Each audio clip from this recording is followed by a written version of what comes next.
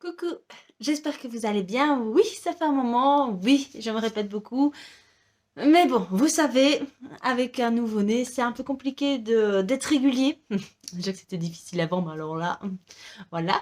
Maintenant, ici, avec mon mari, on a essayé de trouver une nouvelle combinaison. Donc là, il est parti, pendant qu'il fait beau, promener avec les filles. Et ben voilà, je me retrouve seule assez longtemps pour pouvoir vous tourner une vidéo qui a trop duré. Il s'agit du book haul, mais pas n'importe quel book haul, c'est un book haul de 3 mois, donc juillet, août, septembre, et je peux vous dire et vous garantir qu'il y a du lourd, parce que voilà, j'ai, comment dirais, tout le stress accumulé par l'accouchement, la fatigue, le fait de devoir gérer un nourrisson, et bien, avec une petite fille de 2 ans, soit dit en passant, Hem, bah, ça s'est ressenti en fait, dans voilà, visiblement il y en a certains, ils mangent plus, d'autres mangent, bon, c'est un peu mon cas aussi et d'autres encore, dépensent.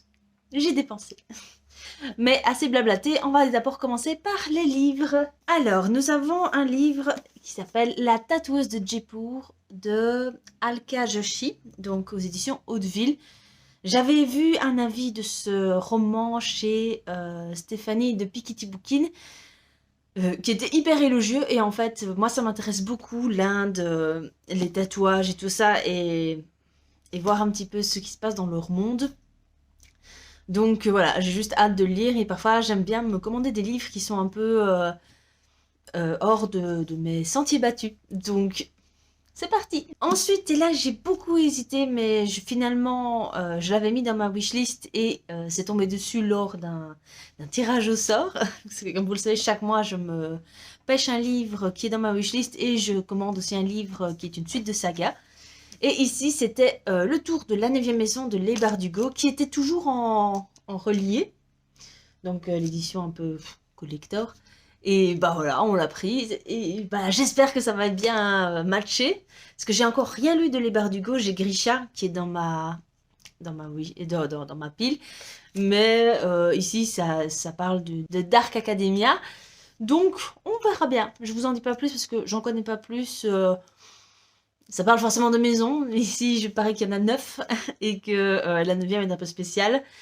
Donc, on verra bien. Ah oui, une petite anecdote. En fait, mon mari aime bien me faire des surprises et c'est hyper chouette.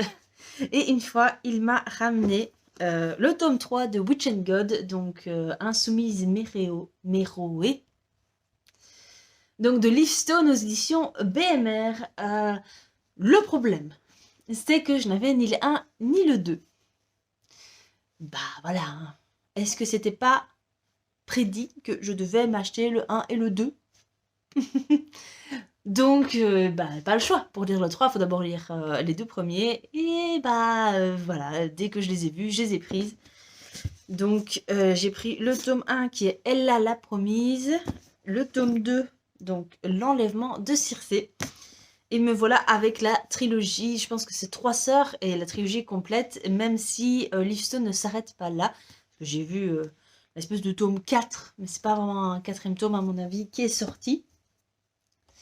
Mais qui se passe à mon avis avec d'autres personnages, d'autres sœurs, je ne sais pas. Pour ça, faut le lire. Forcément, je n'ai pas pu m'empêcher de commander Libérons les étoiles de Hafsa Faisal, oh là, Hafsa Faisal aux éditions de Saxus, donc qui est le tome 2 de Les Sables d'Araouia, voilà. Donc c'est une duologie, donc me voilà avec la duologie complète. Le tome 1, je l'ai déjà lu. Et j'avais bien aimé, ça aurait pu être un coup de cœur d'ailleurs si le début n'était pas si soit émo, soit lent. Voilà, c'est dans ces deux eaux-là pour moi. Les 200 premières pages ont été vraiment très rudes pour moi. Maintenant, je l'ai peut-être pas lu au bon moment, je ne sais pas. Mais après, ça s'est vite enchaîné et là, j'ai retrouvé ce que j'aimais le plus. Donc, les sables, la romance, l'action, les traîtrises, enfin bref, tout ça. Donc voilà le tome 2 qui clôturera cet incroyable univers. J'ai trop envie de voir un petit peu ce qui va se passer avec nos 2 protagonistes principaux, mais aussi avec les personnages secondaires qui sont encore encore plus attachants parfois que les personnages principaux. Je ne sais pas trop comment expliquer, mais oui. Et l'autrice arrive à nous faire ressentir beaucoup de pitié envers les personnages principaux, enfin, et secondaires. Et on a tellement envie de savoir ce qui va se passer pour eux, mais aussi pour enfin, vraiment les secondaires, j'y me suis vraiment très attachée. Et d'ailleurs, à la fin du tome 1, il y en a un des personnages secondaires qui est pas bien. Et j'aimerais bien savoir ce qui va se passer. On essaye d'aller un peu vite, hein, parce que sinon on va jamais s'en sortir. Donc, j'ai pris également le tome 3 du Dernier Royaume de Morgan Rhodes, aux éditions Michel Lafon, qui est Le Ralliement des Ténèbres. Je pense qu'il n'y a que 3 tomes. J'en suis pas du tout sûre. J'avais lu le tome 1 et j'avais vraiment bien aimé. Je trouvais que c'était assez original, même si j'ai été déçue par un événement. Ça fait longtemps et pourtant je me rappelle vraiment hyper bien. Mais pour pouvoir lire ce tome 3, il faut d'abord que je lise le tome 2, ça me paraît indéniable. Mais il faudrait que je me relise le tome 1 également parce que j'arriverai pas à apprécier comme il se doit cette saga, qui pourtant, je trouve, mérite qu'on parle d'elle. D'ailleurs, allez-y, lisez un peu le tome 1, c'est pas très, ce n'est pas une lecture exigeante, et pourtant, on parle quand même de plusieurs royaumes, de plusieurs implications politiques, de romances, vraiment avec une multitude de personnages, mais on ne se retrouve pas envahi de personnages à tel point qu'on ne sait plus qui est qui. Donc, je pense que franchement, si vous aimez la fantasy vraiment un peu plus light et tout ça, allez là-dessus, parce que ça peut vous introduire vers une fantasy peut-être plus complexe, donc qui mêle déjà plusieurs royaumes, plusieurs implications politiques, etc., etc., et une multitude de personnages qu'on retrouve, qui sont des codes qu'on trouve plus dans des fantaisies adultes, vous voyez ce que je veux dire? Donc voilà, ici c'est une bonne fantasy young adulte. Ensuite, ah bah là, justement, typiquement, c'est aussi un livre qui sort de mes sentiers battus. Il s'agit d'Alabama 1963 de Ludovic Manchette et Christian Niemiec. Désolée. Donc aux éditions Pocket. Encore une fois, c'est Steph de Piketty Bookin qui en a parlé, ainsi que Elisa Lecture, ou Elisa dans tous ses états, je crois maintenant, je ne sais plus. Mais je vous mets leur chaîne en barre d'infos, même si évidemment elles sont beaucoup plus connues que moi. Mais j'ai entendu enfin ces deux avis en tout cas qui sont hyper positifs et ça m'a trop donné envie de le lire, d'autant qu'il est vraiment rikiki. Il fait 350 pages à tout casser, donc il faut le faire quoi. Je crois que c'est une espèce de thriller en 1963 en Alabama, je vous le mets dans le mille. Donc ça va parler évidemment de racisme, je vois que c'est une petite fille noire qui a été retrouvée morte et forcément la police malheureusement s'en occupe de très loin et bah voilà. Quelqu'un va s'en préoccuper du sort de cette petite. Donc j'ai envie de le lire. Bon là on va aller vite parce que je ne connais pas trop les résumés, mais ça m'intéressait beaucoup de les avoir. Il s'agit des deux livres de Ali Hazelwood, donc aux éditions Hauteville, qui sont juste trop choupis. C'est cutie. Donc il s'agit de Love Hypothesis et de Love on the Brain. Donc voilà, je pense qu'ils vont de pair, ils sont hyper beaux, je trouve ça trop bien. Je pense que dans celui-là, c'est un fake dating qui se passe à l'université, enfin, une étudiante en tout cas, avec un prof. Donc, j'ai juste hâte de lire ces petits livres qui ont l'air juste trop choupis, en fait, qui ont l'air hyper légers, et pourtant c'est adulte, donc forcément avec des considérations adultes, qui parfois, Parfois ça fait du bien, donc je sais pas. En tout cas, dans mon cas, parfois je ressens le besoin de lire des choses pas forcément de mon âge parce que c'est pas ça du tout, mais des histoires avec des gens de mon âge et qui ont des considérations de mon âge. Vous voyez un peu ce que je veux dire ou pas? Parce que j'ai pas envie de... Parce que je lis beaucoup forcément de romances lycéennes, de romances... voilà, dans les mangas et tout, j'en ai vraiment beaucoup, des romances qui sont plus jeunesse. Et j'adore j'adore ça, on me le fera pas dire, mais parfois aller sur des romances un peu plus adultes, mais qui sont pourtant légères, ça fait du bien. Ensuite, on m'a donné, parce que voilà, mes deux meilleurs amis n'ont pas aimé, n'ont pas plus aimé que ça en tout cas, il s'agit de Pauvre âme en perdition de Serena Valentino aux éditions Hachette Heroes. Donc voilà, il a morflé, aussi bien en critique.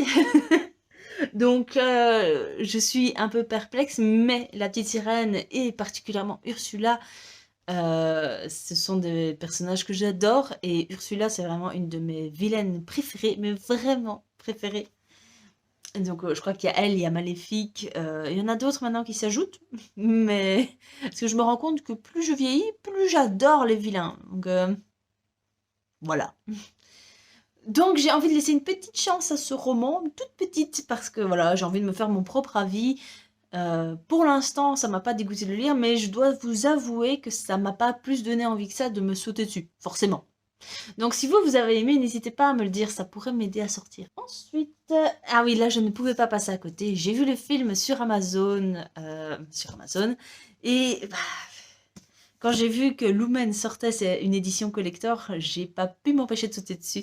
Il s'agit de My Dear Fucking Prince de Casey McQuiston, édition Lumen. C'est magnifique. Il est sublime. Juste, c'est incroyable. J'ai même pas vu les livres, j'ai pas lu encore, mais évidemment, je revois juste le film quand je vois déjà rien que les petites images ici et tout ça. J'ai juste... Comment vous expliquer à quel point j'ai trop envie de me plonger dedans pour voir à quel point c'est différent, similaire au film, que j'ai déjà vu 2 fois d'ailleurs, parce que je sais pas, le film a vraiment, enfin pour moi, était bien fait et je crois avoir eu quand même des bons avis. Donc voilà, My Dear Fucking Prince, pour vous faire un mini résumé, on se passe à une époque où on a une présidente des États-Unis qui a un fils qui est d'origine hispanique, je ne sais, enfin mexicaine, voilà, c'est ça. Voilà, je pense que c'est ça. Et le papa vient enfin, le papa de notre protagoniste qui s'appelle Alex vient des États-Unis.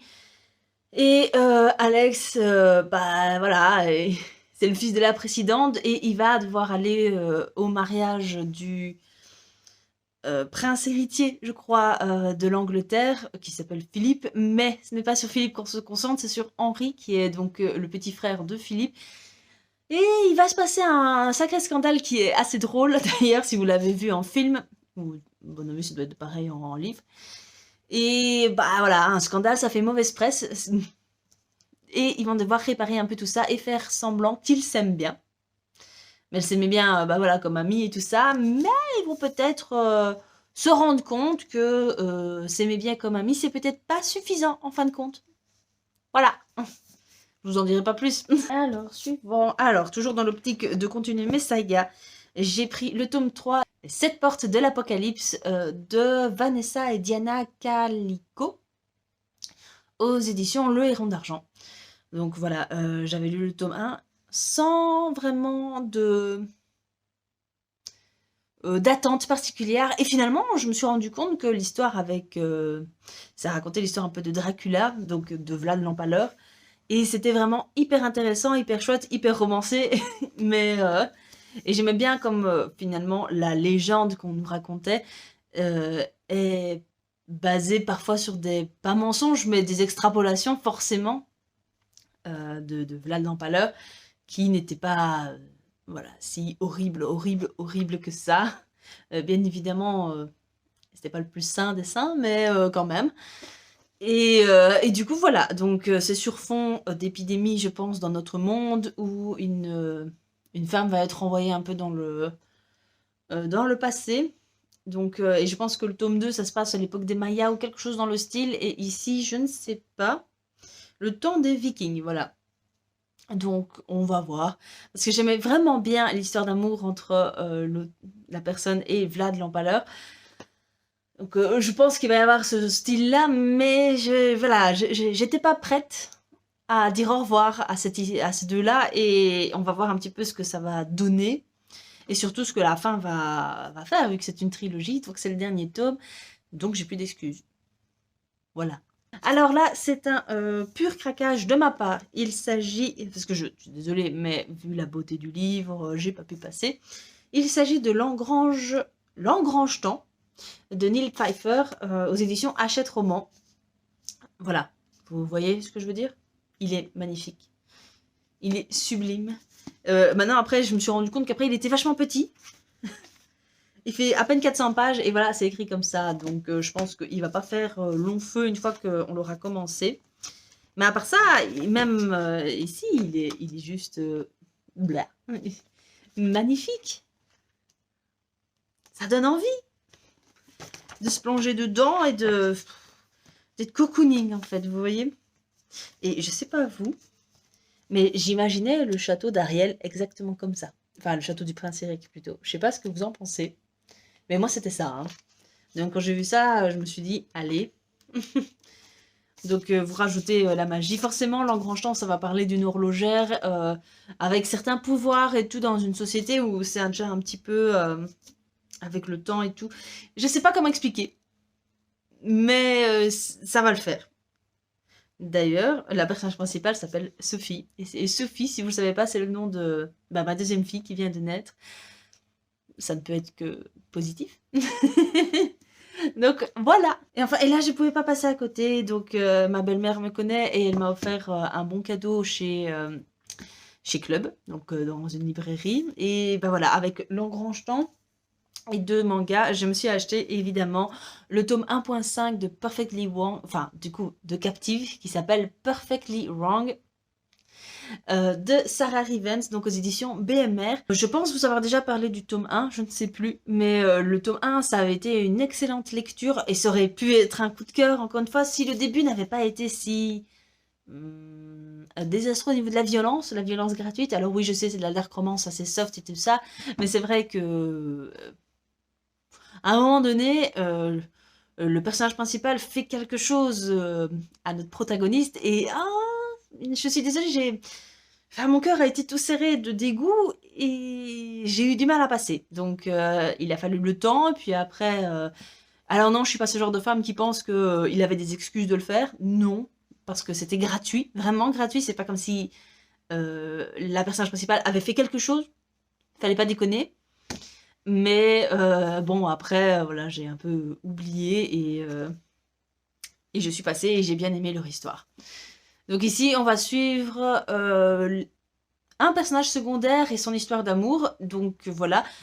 Et bien que le personnage secondaire m'intéresse pas plus que ça, parce qu'il faut quand même bien l'avouer, dans le roman, on le développe pas beaucoup plus, de sorte à ce qu'on puisse l'aimer, je pense. En tout cas, pour ma part. Et voilà, j'ai pas envie de me taper ce beau bébé, mais je sens en fait que si je lis ça, je vais en apprendre beaucoup plus sur le personnage principal masculin de la saga principale, qui s'appelle Asher, dans ce style-là. Donc, rien que pour ça, j'ai vraiment envie de le lire. Donc voilà, et puis pour finir la duologie principale. Alors voilà, ça c'était les romans. Et maintenant, il y a toute une pile de mangas qu'on voit un petit peu. C'est comme vous voulez. Vous pouvez arrêter là, évidemment. Je ne vous en voudrais pas. À bientôt pour de prochaines vidéos. Mais pour ceux qui veulent, restez. Il y a les graphiques qui arrivent et c'est du lourd. Alors toujours ma belle-mère qui m'a offert un bon cadeau. Eh bien, je me suis fait plaisir. D'habitude, quand je vais dans les librairies, j'essaie quand même d'acheter soit des suites, soit des éditions limitées ou qu'est-ce que j'en sais, moi, des trucs comme ça.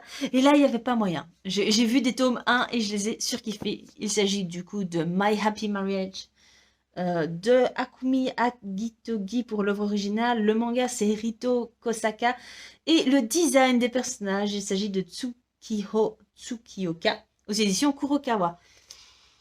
My Happy Marriage, franchement, si vous suivez un peu l'histoire des animés, si vous avez Netflix, du coup, le manga a été adapté en animé et c'est sublime. J'ai surkiffé, j'ai pas encore vu d'avis négatif de cet animé et bah, je suis désolée. Moi, quand je sais que ça vient d'un manga, me voilà, le manga, il est là, il est beau et j'ai trop envie de le lire. pour me replonger dedans parce que la saison 1 est terminée. C'était ma petite boule de bonheur par semaine, vous voyez. Donc, My Happy Marriage, où on suit cette petite demoiselle qui s'appelle Mio, voilà, et qui est très maltraitée dans sa famille, qui pourtant est une famille assez noble, et va être envoyée en mariage à ce monsieur qui s'appelle Kudo Kyoka. Et ce monsieur a la réputation d'être très cruel envers ses fiancées qu'il y en a déjà eu plusieurs, mais elles ont toutes fui. Donc, voici un peu leurs histoires, saupoudrées de pouvoirs surnaturels, donc je vous en dis pas plus, mais franchement, allez voir. Ne fût-ce que le premier épisode, si vous avez Netflix, et si vous aimez un tant soit peu les animés, c'est une boule de douceur. Et plus on avance dans la série, plus le surnaturel prend le pas. Enfin, prend le pas. Avec toujours beaucoup, beaucoup de romance, mais le monde surnaturel arrive au fur et à mesure. Et à la fin, on n'a pas toutes les réponses, donc j'ai trop envie de voir la suite. Alors, et j'ai pris aussi Kaguya-sama Love Histoire de Aka Akasaka, de Pika Édition. Là, franchement, Love Histoire, ça a été un de mes coups de cœur d'il y a 2 ans, je crois, ou de l'année passée. Je sais plus. Mais bref, je l'avais vu en animé, et ça a été un coup de cœur au niveau de l'animé. Donc, tout ce qui est coup de cœur animé où il y a un manga, il faut que je l'achète. Donc, c'est chose faite. Où on suit, du coup, c'est une école assez élite. Voilà, où vraiment, il y a les plus grands noms du Japon, voire même de l'étranger qui y vont. Et ici, nous suivons du coup Kaguya, qui est une jeune femme qui est assez froide. Elle a la réputation vraiment d'être très distante, mais qui est hyper intelligente et qui est dans le collège, enfin le conseil des élèves, c'est ça? Le bureau des élèves, voilà. Où il n'y a que les meilleurs élèves qui y vont. Seulement, elle n'est pas première, elle n'est pas la présidente, elle est deuxième, et c'est Miyuki Shirogane qui est le premier, qui est le président. Et voilà, on nous dit clairement que ces deux-là s'aiment bien, mais qui veulent pas le dire en fait à l'autre parce que c'est un aveu de faiblesse de se déclarer. C'est vrai que c'est se mettre à nu au final, déclarer sa flamme à quelqu'un, et ils ne veulent surtout pas le faire, ils veulent que ce soit l'autre qui le fasse. Et c'est un peu leur guerre, voilà. Donc c'est hyper chouette, hyper attachant, parce qu'on en découvre beaucoup sur les deux personnages, et il y a une belle évolution également. Donc Kaguya va peut-être fondre un tout petit peu, et Shirogane, lui, va... Je sais pas comment expliquer, mais il va parfois laisser aller un peu ses faiblesses, parce que Shirogane n'est pas un élève normal de cette école. Je vous laisse le soin d'en découvrir. Et également, et là c'est pas un coup de cœur, c'est un manga que je pressens être un coup de cœur. Vous voyez, à chaque fois que vous voyez quelque chose, vous savez que vous allez l'aimer, mais vous le prenez pas parce que, quand même. Et ben ça me fait cet effet avec Spy X Family de Tatsuya Endo aux éditions Kurokawa. Où là on a ce monsieur qui est un espion, et pour je ne sais plus quoi, genre aller dans une école, je ne sais plus ce qu'il doit faire dans sa mission, mais sa mission requiert d'avoir une famille. Et il va composer une famille. Donc il va avoir lui comme papa. Apparemment, la maman ce sera une tueuse à gages, et la petite fille est une orpheline, mais il ne se doute pas qu'elle a certains pouvoirs particuliers. Et bah, en fait, ça promet juste d'être décalé, drôle et attachant à la fois. Donc avec une bonne dose d'humour, mais aussi je sais pas, de petits bonbons qui font dans la bouche. C'est comme ça que je vois ce manga. Et je ne veux pas le voir autrement, donc j'avais beaucoup hésité à le voir aussi en animé. Et je sais pas, si vous l'avez vu en animé, dites-le moi, parce que franchement, j'ai trop envie. Ensuite, toujours dans la perspective d'augmenter mes séries et tout, enfin d'augmenter mes séries, de continuer mes sagas, il s'agit du tome 2 de Arbos Anima aux éditions Glénat de Kacho Hashimoto. Alors, Arbos Anima, le premier tome, ça allait. C'était pas officiel, mais bon, avec les mangas, parfois, il faut attendre 2-3 tomes avant d'aller dedans. Maintenant, je pense que lui, même au niveau des dessins qui sont... Enfin, j'en ai vu des mieux. J'ai déjà vu des histoires plus... voilà. D'autant qu'ici, ce qui est cool, ce qui est original sur ce manga, c'est que ça parle des plantes, en fait, avec leurs pouvoirs, etc. Seulement, voilà, ça fait hyper longtemps que j'ai pas lu le 1, donc il m'en reste assez peu de souvenirs, donc je pense qu'avant de lire le tome 2, il va falloir que je me refasse très vite le tome 1. Mais voilà, je suis pas certaine que c'est une saga que je vais continuer. Si vous l'avez lu et que vous avez aimé, n'hésitez pas à me dire si ça prend bien par la suite, quoi, mais je sais pas, j'ai pas l'impression.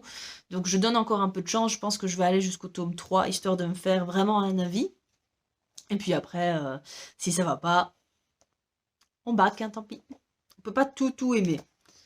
Mais ça avait l'air sympa, ça suit pas mal les codes, où finalement c'est un truc avec de l'action, où il y a de l'humour, avec une société secrète, vous voyez un peu ce style-là.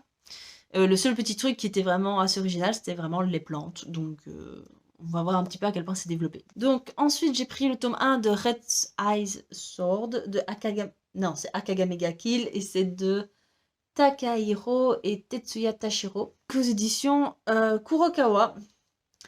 Pourquoi? Je sais plus. Je ne sais plus de quoi ça parle, je sais juste qu'il est dans ma wishlist depuis 20 millions d'années, et que ici justement il était à 3 € dans la librairie, donc je me suis dit, allez, on va tenter le coup, donc je ne saurais même pas vous dire. À mon avis, il y a beaucoup d'action, mais c'est tout. Ah oui, maintenant on commence à arriver sur, à mon avis, la commande de Bazar du Manga. Donc dans Bazar du Manga, généralement, on essaye avec mon mari de taper toutes nos sagas qui sont en cours, c'est tout, et d'essayer de les continuer si elles sont disponibles chez Bazar du Manga, qui est un site de manga d'occasion. Donc si vous aimez les mangas, allez là-dessus, parce que vous recevrez jamais de manga, enfin en tout cas c'est mon cas, j'ai jamais reçu de manga en mauvais état, et tout est toujours nickel, donc vous pouvez les revendre, vos mangas, et bah du coup en acheter. Et donc il s'agit de le tome 4 de Black Clover de Yuki Tabata aux éditions Kazé. Black Clover, j'avais adoré les 3 tomes, ça a été un coup de cœur incommensurable. Mais je pense que j'aime vraiment beaucoup ce style, parce que Fairy Tail c'est déjà beaucoup, j'aime vraiment bien cette ambiance de fraternité, de camarades, d'armes, etc. J'aime énormément, donc ça pouvait que le faire avec Black Clover, parce que au final le personnage principal ressemble beaucoup à Natsu de Fairy Tail, et avec une bonne dose d'humour, une bonne dose d'action, une bonne dose de fraternité. Et ici, on rajoute en plus vraiment parfois l'impuissance qu'on peut ressentir face à quelque chose qu'on veut absolument faire. Et c'est un peu le style de Naruto, qui va essayer de tout faire pour arriver à son objectif. Donc, je kiffe Black Clover. Voilà, j'ai trop envie d'avoir la suite. Et quand j'ai vu qu'il y avait le tome 4, j'étais là, oui, enfin. Et également le tome 13 de Witch Hunter. Le Witch Hunter, je n'ai lu que les 2 premiers tomes, et j'ai déjà tous les autres. Oui, je sais, c'est un peu pathétique. Mais j'en attendais pas grand chose, alors que j'avais les 12 premiers tomes. Et quand j'ai lu les 2 premiers tomes, au final, j'ai trouvé ça vachement intéressant, et j'aimais vraiment bien. C'est pas un coup de cœur, mais c'était hyper sympa, où les sorcières sont très mal vues, bien qu'à mon avis elles ne soient pas toutes méchantes. Mais ici, dans ce monde-là, elles sont vraiment pas bien vues, et il y a des witch hunters, donc on suit un des personnages principaux, qui a aussi un passif avec une sorcière, etc., et qui est hyper puissant, tout en étant, en fait, un peu basiquement, dans ce type de manga, un peu, voilà, cool, voilà. Je pense que cool, c'est vraiment le mot pour ce personnage. Donc c'était hyper chouette. J'ai trop envie de savoir la suite. Ce sera un plaisir en tout cas de retourner dedans. C'est pas une nécessité, mais c'est un plaisir quand même. Alors, pour ensuite... Ah, ça c'est un public averti, hein, évidemment. Il s'agit de Wild Love de Hiraku Miura aux éditions Soleil Manga. Donc là, c'est le tome 4. Oui, je pense que ce Wild Love contient 5 tomes, donc je suis au 4, il ne restera plus qu'un. Donc c'est une saga que je fais vraiment au compte-gouttes, visiblement. J'ai lu le 1, le 2, tranquillement, le 3 beaucoup plus tard, et ici c'est le 4. C'est une saga finalement que je sais pas pourquoi, enfin, à mon sens, elle est pas hyper... c'est pas celle qui va être le plus grand coup de cœur de ma vie, mais quand ça faisait un bout de temps que j'avais pas lu le 3 en fait, et que j'avais le 3 dans ma saga, j'étais là, tiens, je me referais bien un Wild Love en fait. Et voilà, je sais pas pourquoi, ça m'avait tilté. Cette saga reste dans ma tête, et Voilà, alors que de base, je suis pas hyper fan non plus de l'histoire qui est donc qu'on suit cette femme qui est vétérinaire et elle va rencontrer un petit chiot. Jusque-là, rien de voilà.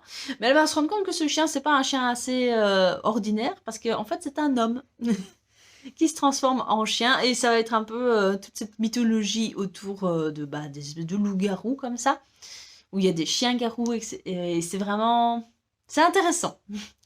Maintenant, c'est pour public averti. Il y a évidemment des scènes de sexe. Et voilà.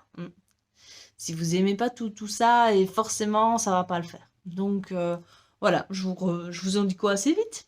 Alors, il y avait le tome 3 et le tome 4 de Mon colloque d'enfer de Keiko Iwashita aux éditions Pika. J'avais beaucoup aimé le tome 1 et le tome 2. Je me demandais un peu comment ça allait tourner. Et je me demande toujours comment ça va tourner. Parce qu'on suit quand même l'histoire d'une fille qui est en rénové, je sais pas comment on dit chez les Français, au lycée peut-être, je ne sais plus. Donc qui est en rénové et qui va aller habiter dans une coloc avec beaucoup d'adultes, de jeunes adultes qui sont à l'université. Et bah finalement, elle va quand même tomber amoureuse de ce monsieur qui est quand même beaucoup plus âgé qu'elle. Donc voilà, j'ai quand même hâte de voir un peu comment ils vont tourner cette histoire d'amour. Parce qu'ici, on voit quand même clairement dans le tome 1 et le tome 2 que bah, elle sait bien que c'est pas non plus ce qu'il faut faire. Et lui repousse quand même pas mal. Voilà, j'ai hâte de voir si ça va être quand même sur le temps ou pas. Je ne sais pas. Dites-moi quoi, parce que c'est une saga quand même qui est assez connue, qui est assez appréciée. Donc, à voir. Mais c'était chouette. Il y avait plein d'humour, etc. Et ça, c'était cool. Alors, le tome 3 de Toilet Bond Hanako-kun de Ai Dairo aux éditions Pika.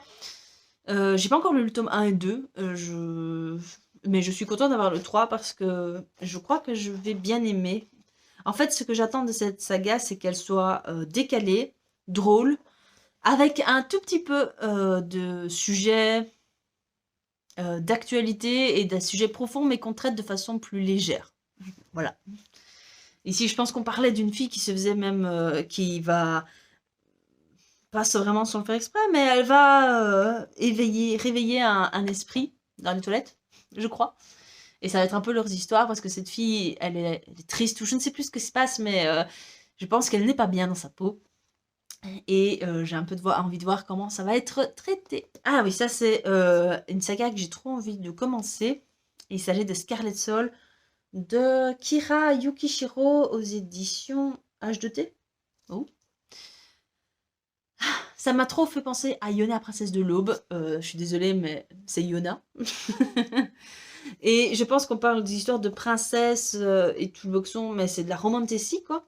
Mais j'avais un peu peur de commencer parce que je pense que les tomes sortent au compte-gouttes. Mais comme je lis au compte-gouttes, ça marche, non? Et j'ai entendu que des avis positifs de Scarlet Soul, donc j'ai vraiment envie de le lire. Je sais pas trop si je vais attendre qu'il y en ait deux quand même, que j'ai deux tomes en ma possession pour pouvoir le commencer. On verra bien. Ça, je pense que je vous en ai déjà parlé. Il s'agit de Chocolat et Vanilla de Moyoko Anno aux éditions Kurokawa. Donc là, j'ai acheté le tome 3, 4 et 5. Voilà. Ça vraiment... J'ai vraiment l'impression que c'est une vieille saga. Et je ne sais plus de quand ça date. Ouais, quand même. De 2007. Donc, ça date. Et ça se voit sur les dessins. Mais finalement, j'en attendais pas beaucoup des tomes 1 et 2. Et au final, j'ai quand même bien aimé. Je trouvais quand même que l'histoire était originale. Donc, on a un monde des sorcières. Et deux sorcières qui sont prétendantes au trône doivent aller chez les humains et récolter le plus de cœurs possible. En fait, les sorcières n'ont qu'un seul cœur. Et quand elles le donnent, elles peuvent en mourir. Je ne sais plus trop comment ça fonctionne. Mais voilà, c'est un truc comme ça. En tout cas, je sais qu'elles n'ont qu'un seul cœur. Et les humains, eux, peuvent tomber amoureux plusieurs fois. Ils ont une multitude de cœurs. Et quand on dit que les sorcières récoltent un cœur, c'est pas pour autant qu'ils vont mourir, contrairement aux sorcières. Et j'ai trouvé ça hyper chouette, hyper sympa, la balance, que les sorcières n'ont qu'un seul cœur, qu'un seul amour qu'elles vont pouvoir donner à quelqu'un. Contrairement aux humains qui finalement, eux, et c'est ce qui est très beau aussi, les humains, le cœur fluctue. Et c'est vraiment hyper chouette parce qu'il y a plusieurs sortes de petits cœurs, si vous voyez ce que je veux dire. Ça va de l'amitié, le petit béguin avec un puissant amour en fait. Et c'est hyper chouette, hyper attachant. Et ça parle d'amitié, ça parle d'amour, ça parle de politique un tout petit peu d'ailleurs. C'est vrai qu'on pourrait pas croire, mais un tout petit peu quand même. Il y a quand même une sacrée pression. Celle qui gagne deviendra la reine du royaume des sorcières, je crois que c'est un truc comme ça. Voilà, donc j'en attendais pas beaucoup et finalement j'ai été agréablement surprise et donc c'est avec plaisir que je me replongerai dans les autres tomes, même si c'est 2 par 2 à mon avis que je peux faire, parce que si je lis les 3 d'un coup ici, ça va pas le faire. J'aurais vite une overdose, comme parfois certains mangas on peut se les enfiler, et d'autres je trouve que ça se savoure un peu plus, vous voyez ce que je veux dire? Alors là on le présente plus, c'est le tome 17, 18 et 19 de Fairy Tail. Donc ah oui, c'est Hiro Mashima, édition Pika. Donc Fairy Tail, bah, je vous ai déjà parlé de ça tantôt. Donc on suit Natsu et Lucy qui sont dans une guilde qui s'appelle, je vous mets dans le mid, Fairy Tail, et ça va être toutes leurs aventures incroyables. Donc où mêlent magie, guilde, fraternité, esprit, enfin bref, vraiment beaucoup de choses et c'est incroyable. C'est hyper chouette, il y a vraiment énormément de sujets qui sont abordés. C'est une de mes sagas préférées. Je sais pas combien de fois j'ai vu l'animé. Et maintenant, je fais le manga parce que je ne peux pas m'en passer. Vérité, c'est chouchou chez moi. Donc, et on touche pas, vérité. Donc, voilà. Ensuite, on a le tome 8 de Loveless de Koga Yoon chez Vision Soleil Manga. C'est un peu bizarre, Loveless. Je pense que pendant les 7 premiers tomes, j'ai pas arrêté de me demander si j'aimais beaucoup cette série ou si je la détestais. Parce que c'est original et bizarre à la fois. Et c'est... Voilà, c'est une sorte de MM, j'ai l'impression. Sans être MM. Vous voyez un petit peu ce genre de manga où quand vous lisez, vous êtes là... Ouais, je sais pas, mais encore un tome. Ouais, je sais pas, mais encore un tome. Parce que finalement, on se demande finalement ce qui va se passer au personnage. Et ici, ce qui est intéressant, c'est que c'est un manga d'action où des personnages, enfin, ils vont se battre entre eux, mais pas à coups de poing, pas à coups de magie, même si c'est un peu magique en fait, mais c'est à coups de mots en fait. Et on a une personne qui attaque avec des mots et une personne qui reçoit les mots de l'adversaire et qui va subir en fait. C'est vraiment étrange et il faut le temps de capter tout ce système parce que je trouve que c'est pas facile et c'est sur fond de mystère, thriller, etc. puisque le frère de ce personnage est décédé et il aimerait bien savoir comment, pourquoi, le mystère qui entoure son frère qui s'épaissit de tome en tome, j'ai l'impression. Et voilà, société secrète, vous voyez, tout ça est mélangé là-dedans. C'est hyper intéressant. Et en même temps hyper bizarre parce que je trouve que l'auteur n'arrive pas à nous mettre clairement les choses au point. Je sais que parfois c'est fait exprès, mais là c'est tellement qu'à chaque tome je me demande si je vais arrêter. Et à chaque fin de tome j'ai quand même envie d'aller vers la suite. Vous voyez un peu? Et donc je trouve qu'on pourrait faire quelque chose de hyper bien avec cette saga. Et c'est dommage qu'il y ait tellement ce flou en fait. D'ailleurs, j'ai vraiment du mal à vous en parler, mais tout est flou. Voilà. Ah, ensuite, une saga qui... Je vais aussi lentement, mais seulement parce qu'ils ne sont plus publiés en version neuve. Donc il s'agit de Lovelière de Emma Toyama aux éditions Pika. Donc là, c'est le tome 6. Il y en a 8, donc petit à petit, j'y arrive. C'est pas facile, mais en fait, je prends tellement de temps pour finir mes sagas que du coup, elles ne sont plus publiées. Du coup, elles prennent des prix exorbitants. Donc je ne dois passer que par hasard du manga, parce que sinon, on va trouver le tome 6 à 40 balles, et j'ai pas envie. Donc, parce que c'est pas non plus le plus gros manga, hein, vous voyez ce que je veux dire. L'Ouvrière, hyper chouette, hyper attachant, hyper drôle, léger. Voilà, c'est pas le manga de l'année, mais c'est quand même assez chouette que pour que je me dise que même s'ils sont peu publiés, on va quand même continuer. Donc on suit l'histoire de cette jeune femme, parce que oui, malgré les apparences, c'est une jeune femme, en tout cas une adolescente, fin d'adolescence d'ailleurs, et elle va héberger des dieux dans ses cheveux, et suite à un problème avec la famille, Les dieux vont commencer à s'échapper parce qu'elle est en danger. Et donc, à chaque tome, je crois qu'on fait la connaissance de nouveaux dieux. Donc, c'est hyper chouette parce qu'elle est recherchée, les dieux vont la protéger et ainsi de suite. C'est chouette. Mais je préfère vous en parler de vive voix une fois que je les aurai lus. Enfin, que j'aurai lu en tout cas le tome 6, voire le tome 5. Je crois que le 5 est dans ma palle aussi. Donc, je vais pouvoir le lire. Ensuite, le tome 11 de Ergir, qui est une vieille saga également, donc je sais pas de qui c'est Ogrid? Je sais pas. Donc chez Pika, ici aussi un manga d'action avec des espèces de rollers, c'est sur ça. Mais des rollers plus évidemment, on est un peu dans de la science-fiction avec des rollers qui peuvent faire vraiment pas mal de cascades hyper intéressantes. Et là-dedans, il y a des espèces de gangs, de compétition, donc c'est hyper intéressant, sans toutefois être une nécessité également, je trouve. Je continue parce qu'au final, je me marre bien quand je le lis, mais c'est pas non plus... Parfois, ils vont trop loin dans la vulgarité, par exemple. Et ça, là, on me perd. Donc, voilà. Ah, la suite et fin de Wolf Girl and the Black Prince aux éditions Kurokawa de Ayuko Hata. Donc oui, il y a 16 tomes.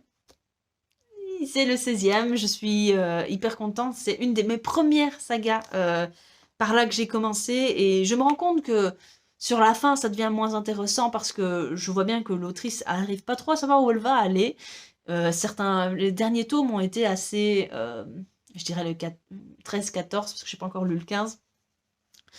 En tout cas, le 13-14 ont été inutiles à mon sens. Et ça n'a rien apporté de neuf à la relation entre ces deux-là. Donc j'espère que le 15-16 vont clôturer la saga en beauté avec peut-être une évolution des personnages, peut-être plus quelques années plus tard, ça aurait été top. Maintenant, vu la tête, peut-être pas. Donc ça, j'aurais bien aimé. Voir quelques années plus tard. À voir. Alors, le tome 2 et le tome 3 de The Ancient Magus Bright de Korei Yamazaki aux éditions Komiku. J'avais lu le tome 1, mais il y a hyper longtemps. Il va falloir que je le relise parce que sinon, j'y arriverai pas. Et j'avais bien aimé. C'était un peu de la fantaisie, mais très lente, très contemplative, je trouve. Avec ce monsieur qui a l'air hyper... voilà, hein, c'est pas quelqu'un en qui on aurait confiance au premier abord, quoi, voilà. À voir. Parce que, je vous l'ai dit, ça fait hyper longtemps, je ne m'en rappelle plus tellement, donc quand j'aurai relu le premier tome et lu ces 2 autres tomes, je vous en dirai quoi. Donc ça, c'est un tome 1, c'est The Abandoned Impress de Ina, oui, aux éditions Cat Books. Donc c'est en couleur. C'est magnifique, je sais pas pourquoi. Il était dans ma wishlist, c'était vraiment hyper... Enfin, ça a l'air hyper chouette, ça a l'air d'être une romantécie comme je les aime, comme je lis dans les Manta Comics, que j'adore d'ailleurs. Et je suis joie. J'ai hâte de vous lire ça, de le lire et de vous en dire quoi, parce que... Tout ce que je peux dire, c'est qu'il est noté « Le prix de mon amour, ce fut la mort ». Voilà. Quand je suis en mal de fantaisie, à mon avis, ou de romantésie, à mon avis, je vais plonger là-dedans. Vous voyez ce que je veux dire? On finit avec les mangas, après il restera très peu de BD, donc accrochez-vous. Il s'agit du tome 6 et 7 de Made in Abyss, de Akihito Tsukushi, aux éditions Ototo. C'est toujours aussi mignon. J'avais lu le tome 1 et 2, je crois. Il y a un sacré bout de temps aussi, où le tome... Oui, non, j'avais juste lu le tome 1 et j'avais vraiment adoré. Je trouvais ça mignon, avec des dessins qui sont, somme toute, originaux. C'est marrant comme le mangaka a dessiné ça. Et j'aime vraiment beaucoup. C'est une histoire vraiment avec des enfants, mais qui vont plonger, à mon avis, dans un monde qui est beaucoup plus adulte, beaucoup plus sombre. Et plus on va aller dans la saga, à mon avis, plus ce sera sombre. À voir. Je vous en dirai plus quand je les aurai lus, évidemment. Alors, les BD, il n'y en a pas beaucoup, je vous rassure. J'ai pris le tome 1 et 2 des Légendaires de Patrick Sobral aux éditions Delcourt. Et voilà, vous pouvez voir le prix découverte, c'était 5 €, donc je me suis dit que j'allais tenter. D'autant que ça a l'air d'être plus enfantin et j'ai hâte de voir un petit peu comment ça va donner. D'autant que je suis désolée, mais quand on a des enfants, après on se demande ah, comment eux pourraient voir et à vers quel âge ils pourraient commencer ce style de BD. Donc voilà, je lis tout ça et après je vois. J'ai pris également le tome 6 de Emma et Capucine de Jérôme Hamon et Lena Sayafoum aux éditions d'Argo. Emma et Capucine, c'est une série jeunesse que j'aime vraiment beaucoup. Vraiment beaucoup. Les dessins sont incroyables. L'histoire est trop choupie tout en abordant des sujets importants.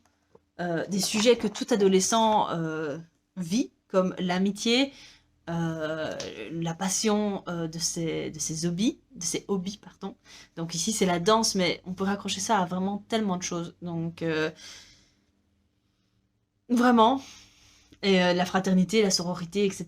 Vraiment c'est hyper chouette. Et j'ai trop hâte qu'un jour ma fille lise ce genre de BD qui est doudou et qui fait passer de beaux messages. Donc voilà. Et enfin, le dernier les gars, c'est le dernier.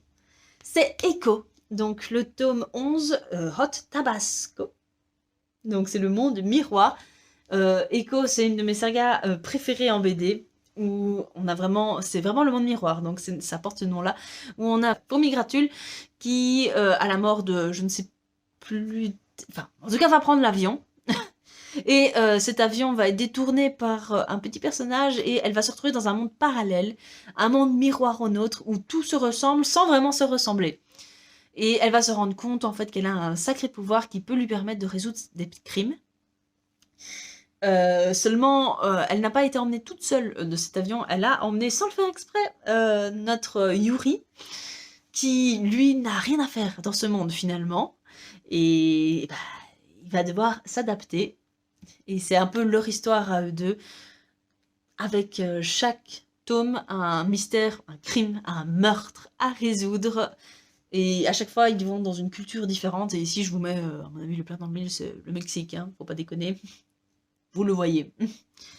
Donc voilà, j'aime beaucoup cette saga, même si c'est vrai que c'est pas non plus des tomes que je peux lire l'un à la suite de l'autre sans m'arrêter, parce que finalement, vous voyez, c'est assez redondant, c'est un crime à chaque fois. L'histoire évolue sans vraiment évoluer de manière significative, à part à un tome où là, c'était vraiment l'histoire même, et voilà. Donc, mais je kiffe, c'est beaucoup d'humour, beaucoup de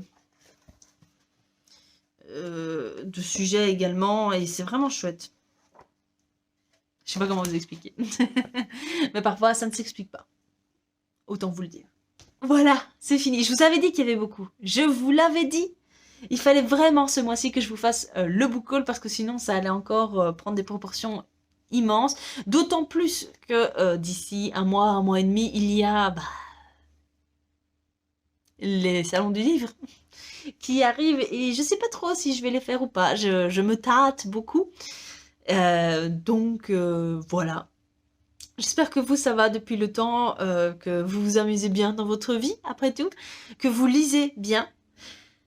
Et il est temps pour moi, je pense vraiment qu'il est temps pour moi de vous dire salut, bisous.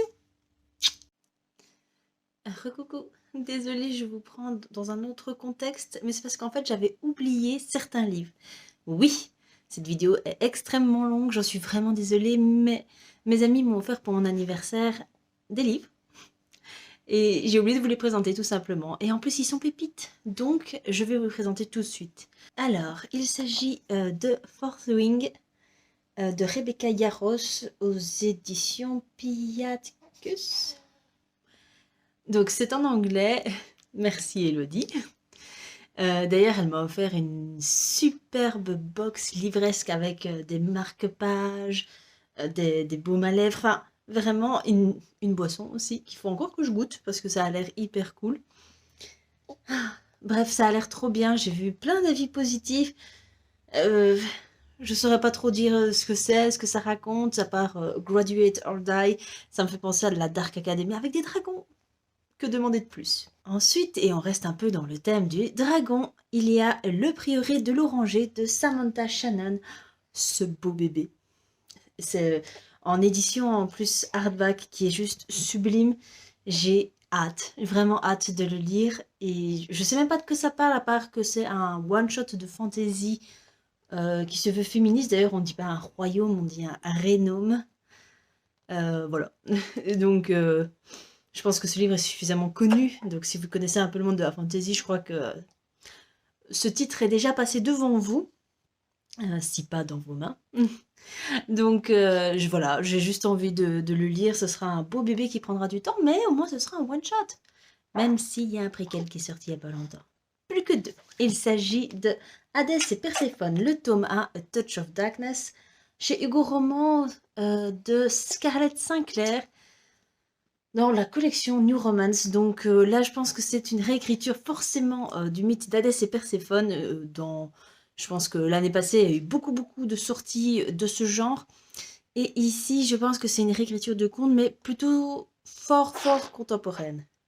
Donc voilà, j'ai hâte de voir ce que ça va donner. En plus, c'est Hugo Roman. À mon avis, c'est un peu spicy et je vais kiffer. Et enfin, mais c'est pas des moindres, il s'agit d'un palais d'épines et de roses de Sarah Gimas chez La Martinière Jeunesse, donc dans leur version collector. Sarah Gimas, pour l'instant, je n'ai que lu que Throne of Glass, que j'avais surkiffé. Et j'attends de ce roman que j'aime aussi, même si apparemment, d'après Nina Quill, le tome 1 n'est pas fort fameux, mais apparemment la suite est épique. Donc, je n'ai que des bonnes lectures à faire et j'ai trop envie de m'y plonger, en fait. Donc, mon objectif, c'est de tout dégommer. Mais avec un nouveau-né, c'est pas facile. Donc, voilà. Bon, je vous laisse avec la vidéo. Salut!